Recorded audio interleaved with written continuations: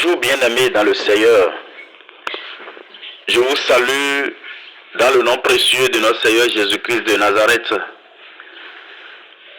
Nous bénissons notre Dieu qui nous a donné la grâce et la faveur de voir un nouveau jour, jeudi 28 septembre 2023. Nous sommes dans le verset 9 du chapitre 26 du Proverbe. Je lis dans la version Vie Nouvelle. Une épine brandie par un homme ivre, voilà ce qu'est un proverbe dans la bouche d'homme stupide. Que l'Éternel bénisse sa parole. Frères et sœurs dans le Seigneur, normalement, la première piqûre d'épine nous rend attentifs et nous enlevons l'épine avant qu'elle ne provoque une infection. C'est ce qui est normal d'ailleurs, pour tout homme normal, pour tout homme qui a son bon sens. Mais l'homme ivre ne sentira peut-être pas l'épine et la blessure va s'infecter.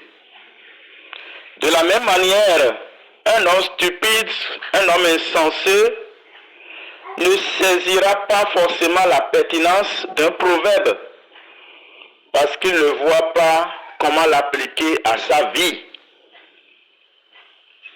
Frères et sœurs dans le Seigneur,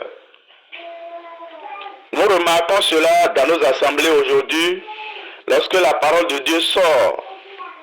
Au lieu de prendre cette parole spirituellement pour toi, ou bien pour nous, on se dit que cette parole-là, c'est pour telle personne. Dis-lui ça. Au lieu de prendre cet enseignement pour lui, l'insensé l'applique à son église, il l'applique à son patron, il l'applique à son conjoint, ou celui contre lequel il est révolté. C'est une mauvaise manière de faire. Nous devons prendre la parole pour nous-mêmes. Nous devons prendre la parole pour nous-mêmes. Lorsque la parole de Dieu sort, ne soyons pas des insensés, ne soyons pas des stupides. Acceptons la parole pour nous-mêmes, afin que cela travaille en nous.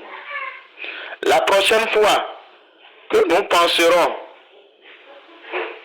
j'ouvre les guillemets, un tel devrait faire attention à ce passage, je ferme les guillemets.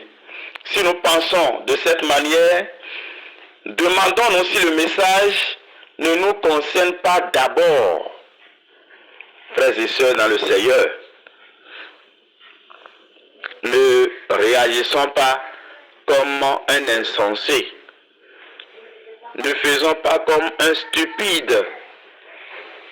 La parole de Dieu qui sort, la Bible déclare dans Ésaïe 55 que la parole, lorsque Dieu envoie sa parole, ça accomplit forcément sa volonté avant de retourner vers Dieu.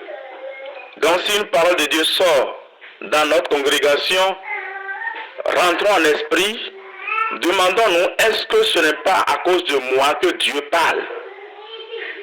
Ne rejetons pas la parole sur une autre personne. Que l'Éternel nous vienne en aide. Donc, soyons des hommes de bon sens afin d'enlever l'épine avant que ça ne produise d'infection. Merci de m'avoir suivi. Agréable journée à toutes et à tous. Soyez bénis et soyez bénis.